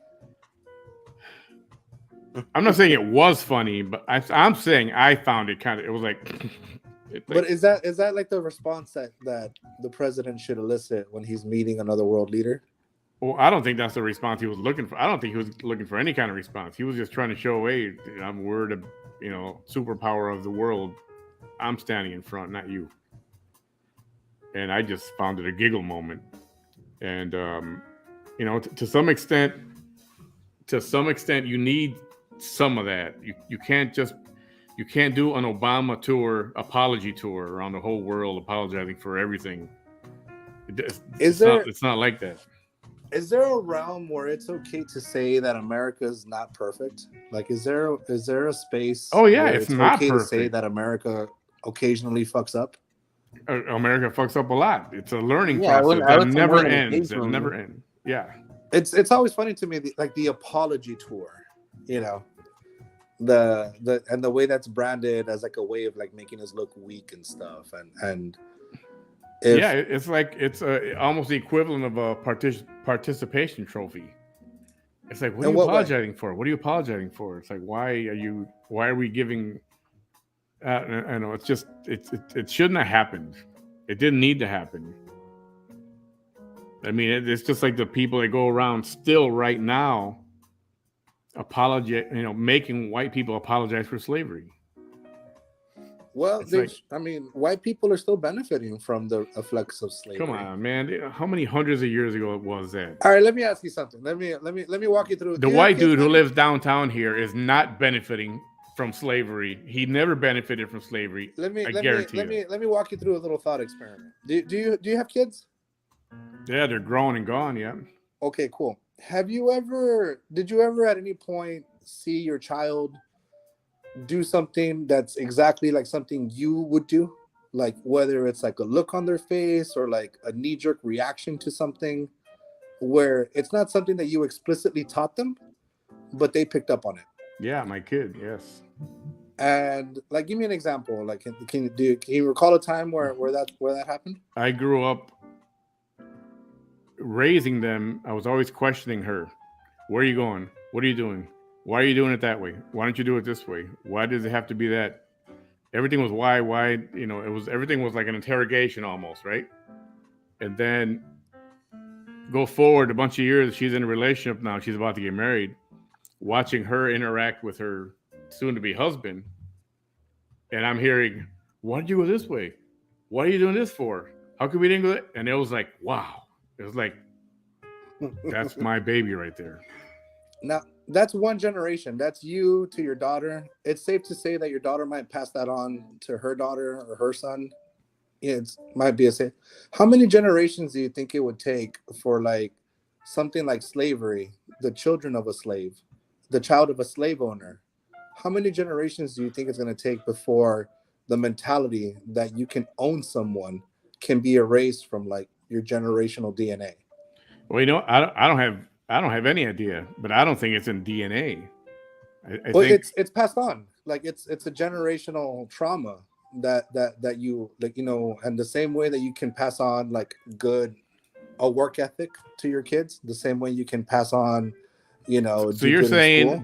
that feeling or that kind of, we'll call it hate, I guess we'll call it, or I'm not sure what the right term is. A mindset. A mindset. You're saying that can be passed on to just a baby, and well, I mean, if you raised a baby that way, of course they're going to feel that way. It's naive to think that the children of slaves were able to, the first generation of freed folks of slaves who just got freed and had kids. It's naive to say that generation grew up without any scars of what it meant from that institution. And and when you look at there's a graphic that's floating around the internet about when you put into context like how recent slavery was, like like Emmett Till wasn't that long ago. It really wasn't. And so when I mean that white people are still benefiting from the effects of slavery, it's that generational mindset where a group of people for hundreds of years were raised to think that they were just morally superior in every way to another group of people. And by the same token, you have an entire race of folks who were raised to think that they were lesser than. And it wasn't that long ago. In other words, you agree with the fact that you would say that there's institutional racism. Do you believe that there's definitely institutional racism? All you got to do is look at your own family history and look at the way that things are passed down, and replace that, whatever you're tracking, replace that with a slavery mentality, and it fits it. It's the same thing. See, I agree, because I've said that before too. I've seen, like, I agree with that. I was born and raised in Chicago. I grew up there. I was born in 1968. Not one time did I ever have any kind of racist incident at all. And I grew up around a melting pot. Mostly whites, but Latino neighborhood with blacks and Indian, Hindu, Indian. And then I worked downtown, right around the Loop, which is all financial or business, and a lot of white people down there. Never ever in my life have I ever come across a racist situation like that. Never. So I don't believe in institutional racism. I Just because you never experienced it, you don't believe in it. Yeah, and I haven't had people really experience it. Blacks, yes, they experience racism, especially in the South. You hear about that. But I drove down through Mississippi and through Louisiana, and I stopped to eat at a lot of places. I was out, and I was the only non-black person around in a lot of these places. Mm-hmm.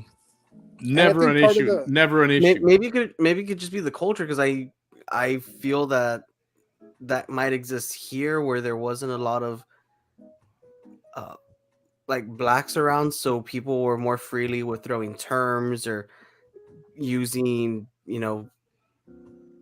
terms and jokes or insults, and kind of just throwing out words that shouldn't be thrown around a lot.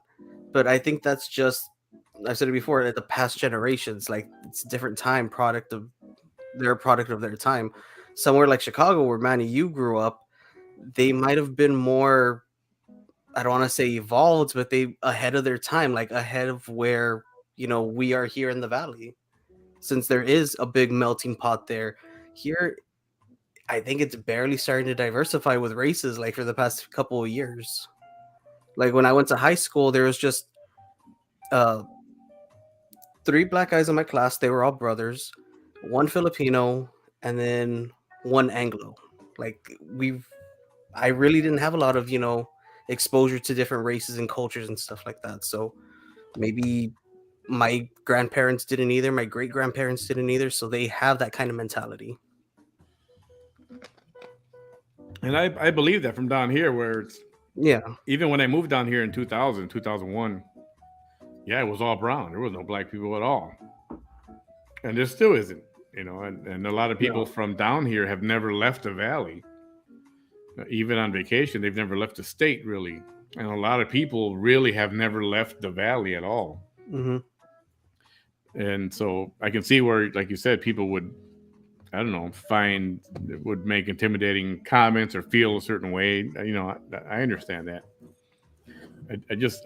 I don't like to believe that, and I don't believe that there's just racism, because there has to be racism, because you have to. It's hard. It's when the problem is so widespread, and it's you can draw a straight line from slavery to mass incarceration. You can draw a straight line from slavery to the war on drugs. It's the same ideology. It's the same people. It's how many millions of folks are there in the United States right now? What is it? 320 million? 300 and, yeah, roughly 360 million, something like that. But if you look at our government, it's not going to be representative of what the population looks like. What was that? Like, if you look at our government, and if you were to take like the stats, like Congress is still going to be mostly white men. Yeah. There's more white men than there are anything else in our government. Judges, federal judges, there's going to be way more white men than there's going to be anything else. And is it because white people are just inherently better at being judges, do you think? For whatever the reason, there's not enough of a drive to get. But who picks the judges? The Congress does, right? Yeah, but it starts before that. Why aren't young people going into law school, and heading that direction instead? There's no shortage of black lawyers or Mexican lawyers or anything like that. But when it comes to selecting folks, like it still helps to be white and male. And I don't think that's a controversial statement at all. I don't know about controversial, but I see, to me, that's still the whole statement that it's still because of slavery. To me, I don't get that. I don't believe that. It doesn't mean I'm right, but I'm just saying I don't believe that. The system was set up by slave owners. Like the Second Amendment was put in place to protect slave owners. Yeah. Okay. So, and a lot of countries had slaves, not just us. There were slaves in other countries as well. Mm-hmm. So as a civilization, when you're evolving, it's not that everybody knew slavery is bad. It's not that everybody didn't know, well, you can't kill your neighbor. You can't murder anybody. And, as people evolve as a social group, evolved, you start to, murder is not good. Yeah, that's not good. We got to make a law about that. Or it's in the Bible. The Bible says, and then eventually, as humans evolve, it's like, yeah, you know what? Fuck, why we got people tied up in chains around their necks? Enter Abraham Lincoln, right? And who was also like, he ended slavery out of like as to end the war, as a way to cripple the South, is what. But him personally, like, he's on record saying that I have no intention. Like, the white man is still superior to the black man. Like, there's quotes about that. That was a general consensus back then. Everybody thought that way. It wasn't just him. And and how many of those people do you think had kids? But there were that? How many there of them were had blacks. kids? There were blacks that had slaves too. There were blacks that have black slaves as well. Well, the same. I mean, Mexicans can be racist also. Like, Mexicans had slaves. I heard some Mexicans were slaves when I was in school. Mexicans were slaves. Mexicans were lynched, just like black people were, especially down here in the valley. Mm-hmm. And I just, if people keep saying that, yes, everything is blaming on slavery and it's still here, and you just keep on and you keep on with that, it'll never go away. It'll keep being, I got white friends. I don't know if their families or ancestors owned slaves, but Joe didn't. So why should he have to pay reparations for something that he never did in current modern life? Reparations is something I don't believe people should be getting a check just because they're black or they're brown or but there is policies that you can put in place that would basically like clear out some of those balances. I think America has if you think of it like in banking, like America has a debt that it needs to clear out to a group of its people, because for hundreds of years they've set everything up to where it favors one particular group of folks. And when you talk about reparations, that to me that means putting in policies that benefit people of color more than white people, and that blatant, and it should be as blatant as it was the other way around. And it's going to piss a lot of people off. But here in the Rio Grande Valley, I was working on a couple of years ago. I was working on a research project, and I was pulling land deeds from here in McAllen. And there was provisions when you would buy land that would explicitly say that no person of color can be on the name of this deed. And it's, if you had that existing in our history, like, why is it so controversial to say that, this property cannot be owned by a white person? Yeah, I'm not saying any of that stuff was right back then. Obviously, it wasn't right. But we can be just as wrong now in an effort to push the pendulum the other way. The only difference is that it would be people of color who would benefit and not white people. Yeah, and they would benefit again because, don't forget, affirmative action was hiring blacks and Hispanics, mostly blacks, over qualified or not. They were hired. Blacks were hired just to fuck yeah. That was affirmative action is a great policy. It's a shame that they're getting rid of it. You think that's a great policy? Yeah, it levels the playing field. Like it's like they don't like it when it's on the other shoe. Like boo-hoo, white people. So somebody who's not qualified, just hire him because he's black, and that's good enough. When you take into context the countless of qualified black people that were skipped over for less qualified white people. Oh my God. You're telling me that's not a scenario that happens? Wow. Yeah, beg to differ with you. And you know what? This is definitely another topic. We like to give ourselves this illusion that America is a meritocracy, because that's what we tell ourselves that the American dream is. And no matter who you are or where you came from, you can work your ass off and you can get a little slice of the pie. And that's the fairy tale. Anybody can. Anybody can. Yeah, and that's true, like in theory. But that's not it's not. It leaves out the fact that it's a lot easier for some folks to get their slice of the pie over another folk. But what's preventing somebody from getting their slice of the pie? Institutional disadvantages. Something as simple as what zip code you live in dictates the level of education that you get.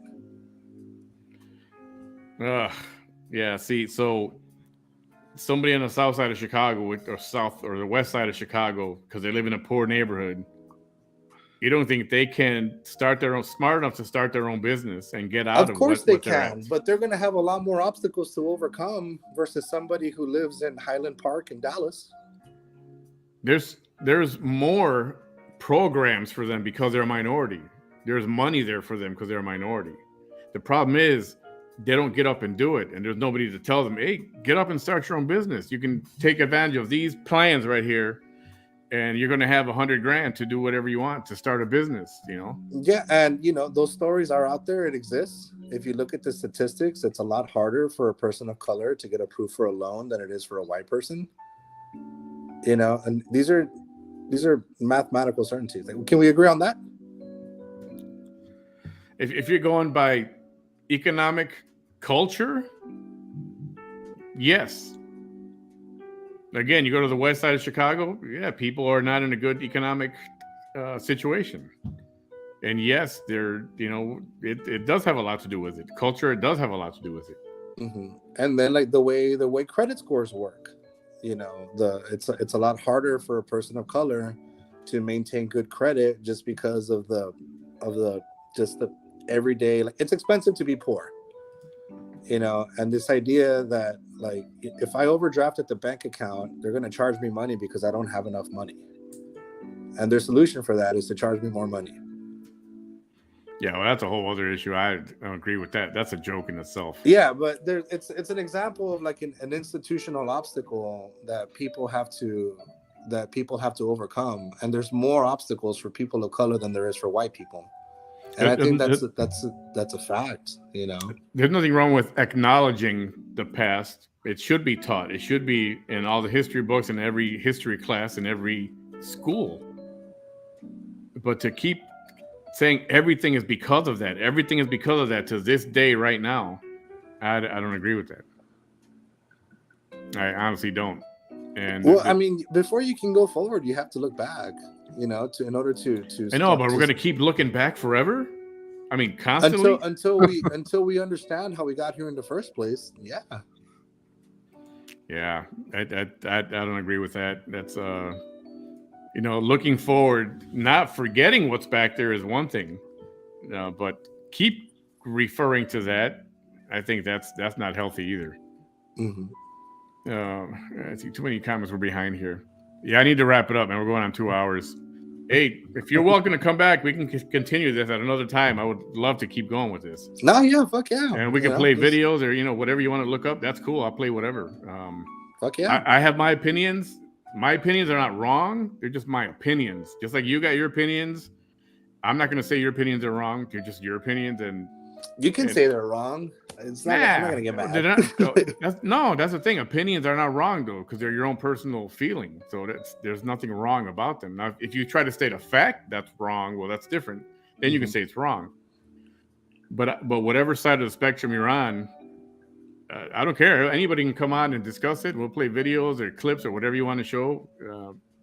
Whatever I'm wrong, I'll acknowledge it. And if I think you're wrong, I'll say it. And just as long as we don't call each other assholes or dickheads or whatever, then I'm okay with it. See, and that's why, Manny, that's why you have a good program, because you're not, blocking Abel. You're not silencing him. You're not kicking him off. Like, no way, man. I agreed with Abel on some points, agreed with you on some other points, and we're all just able to communicate and share opinions. And it's not hurting any relationships here. Like, I'm not gonna go and badmouth any of you all in a post because I didn't like one thing that you all said. But yeah, if y'all want to do a debate, I volunteer as debate moderator, and I have some questions we could ask. And it doesn't not even a debate, just have this discussion. Yeah, like just back and forth. Because as soon as Abel mentioned a Donald Trump versus Joe Biden, like a transcript comparison, I looked it up, and there's a lot of people that do compare them. And there's even a game to where there's a quote, and then you have to select like who it is to see how well. Yeah, this guy online did one of those. He did one where he told people they were Biden quotes, but they were Donald Trump actually saying these things, and they did them on both sides, and it was funny as hell. Yeah, there's a lot here. Like, I've been clicking them like throughout this thing, like trying to figure out if I could get them right, and yeah, I'm doing pretty bad right now. Yeah, and and it's true. Everybody each one of them had their issues. There has Mhm. not been a perfect president at all, ever. But there's something about this dude Except today maybe that, Jimmy Carter. I'm just joking. or Ronald Reagan, actually. Ronald Reagan was pretty close. Ronald, too. But the thing is, it'd be cool if you can just take a little bit from there, a little bit from there, a little bit from there. Put away you know his who's Twitter. always been Put away his Twitter underrated account one for a little while. I always thought LBJ was pretty underrated. I'll agree with that. And if he was alive today, a lot of people don't remember that LBJ was comically corrupt. Like, it was just so blatantly corrupt. But he got shit done, and he understood that in politics you have to give a little bit, you have to in order to get a little bit. Yep, this is true. And all we can do, it's funny that I like the word coexist, and that's like a liberal thing, right? Coexist. Mm-hmm. But that's actually what we should be doing. But if you disagree with the liberals, they can't handle it, and they can't coexist. I mean, you can coexist, and I think the first step in coexisting is minding your own fucking business. And both sides are the way it used to be. Everybody just live your life, whatever. I used to say this about the LGBTQ. I grew up in a gay neighborhood in Boys Town, Chicago. Gay, the birdcage gay. That's where I grew up. And back then, this was 80s. Growing up in the 80s, they just wanted to be, yes, I'm gay, but just leave me alone. That's all. Just accept me for what it is, and that's all. Let me live my life. And that's all they wanted. Just let me be equal and leave me alone. And that's the way it was. And then it got to that point. And then now you're just like, well, now it's not good enough. Now you have to, acknowledge me, and you have to call me this or that. It's just changed. And I don't know why it got I call it radical. It's not radical necessarily is the right word for it, but it used to be where people just wanted to live, and everybody can live and let live. But now people want to shove things down your throat. Guilty of fucking sticking their nose in things that they shouldn't be sticking their nose in. And I agree to that, yeah. Yeah, and it's not a popular opinion, and it doesn't make me any friends in the progressive circles and stuff like that. But at the end of the day, like, everybody's shit stinks. Yeah, there's a lot to. We're not perfect, Yes, is America the better country of most of them to live in? I would say so. It's all right. Are we perfect? Hell no, we're not perfect. Are there things to make it better? Of course there are. Not having healthcare really sucks. Like, not having universal healthcare really sucks. Other countries have it. I don't know why we can't have it. Yeah, Canada has it, and it sucks. People don't like it over there. They don't like that national healthcare. It's not a success. I mean, it's got flaws too. But there's healthcare coverage in other countries that, it's still better than what we have. It's when you talk to people from Canada, most of them are going to say, "Oh, it sucks. I got to wait 3 months to get this MRI approved or an X-ray approved. I got to wait for 3 months," and it's got flaws too. So it's not. Well, I mean, that's not the answer to everything. To get an X-ray or take 10 years to pay your medical bills? If I need an X-ray. Depends on how it'll help to get an X-ray today, so this thing can heal right, or they can fix it. Mm-hmm. Now you're waiting 3 months, and this thing healed itself all crooked. That's what happened. I read this, and they had to break his arm to set it, because in 3 months it was 3-6. That was like 94 days or something before he got the approval, and the thing had already healed, but it healed crooked. So now there's more money. Not even veterans get good health care. And you would think with the money that we spent on our military that veterans would have the Rolls Royce of everything. Yeah, and that's just not the case. And if there's any group that deserves every benefit that the country can offer, it's veterans. And talk to any veteran about going to a VA hospital. Yeah, they'd rather not. And they'd rather not. I bet you that they'd prefer to go to Canada. Down here everyone just goes to Mexico, Yeah, and that should tell you something. Yeah, I know a couple of friends Yeah. that are veterans hate the idea of the Valley getting like a VA hospital. Yeah, Like, because they that don't really want isn't that. that really isn't the answer. There has to be, I don't know, and I don't know what the answer is. I'm not an expert in that. Well, we have to transform healthcare to where, I mean, I don't know if it's the best policy that healthcare is a for-profit industry. We live in a very hyper-capitalist society where we believe that anything should be worth money. I don't know that healthcare is one of those things that you should be able to turn a profit on it. And because when you make it, capitalism isn't set up to take care of people. Capitalism is set up to just create capital. Yeah, agreed. And every time that a corporation or an entity or a municipality or anything is faced with a choice between doing something right for people or doing something that's going to make more money, 9.9 times out of 10, they're going to go to make more money. And then we believe that that's the way it's supposed to be and that there's nothing we can do about it when, I don't know. Yeah, there's there's a lot to be fixed. Yet you can't deny the fact that you can fix it by voting Democrat. I'm just kidding. He's a comedian too, folks. There's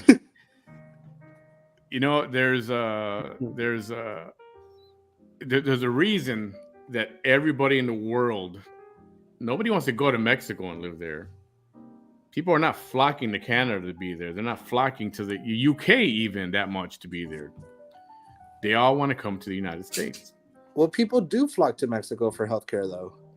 No, I mean the healthcare. I mean to live, to escape their country and come and live to the United States.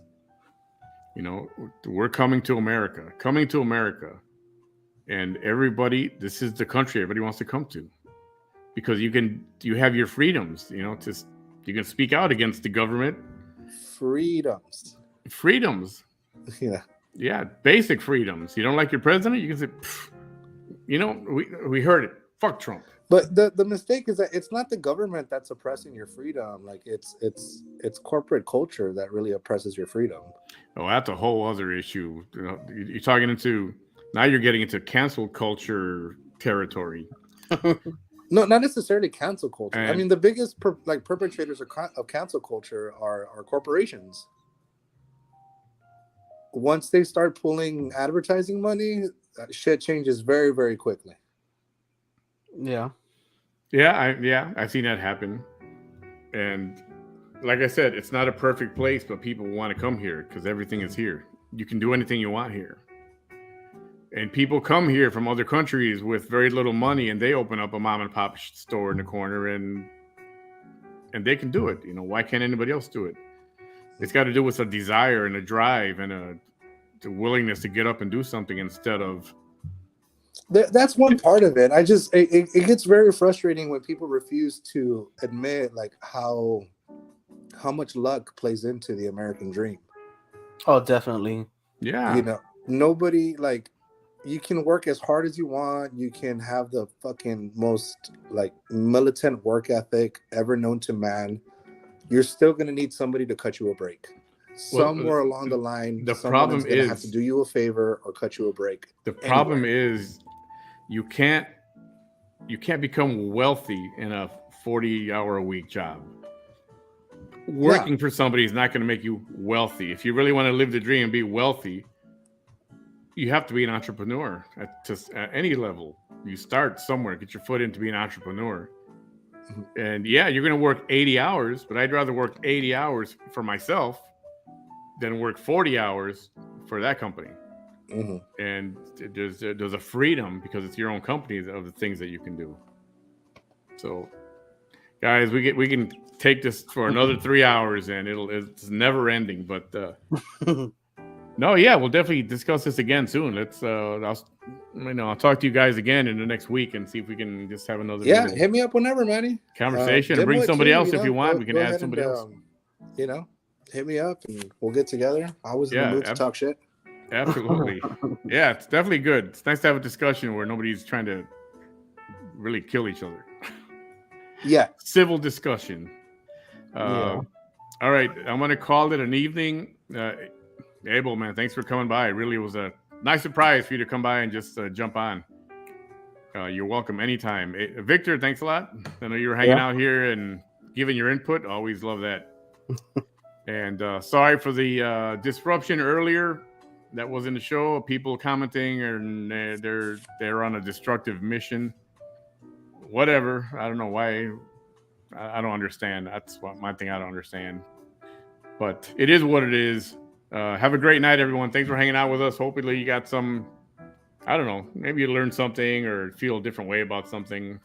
Or just made you think. Like, Yeah, just, you know, put some ideas and... Yeah, maybe you want to make you grab a book or something or read something online or some kind of history and, you know, see Feel how free to things send are. me hate mail. Yeah.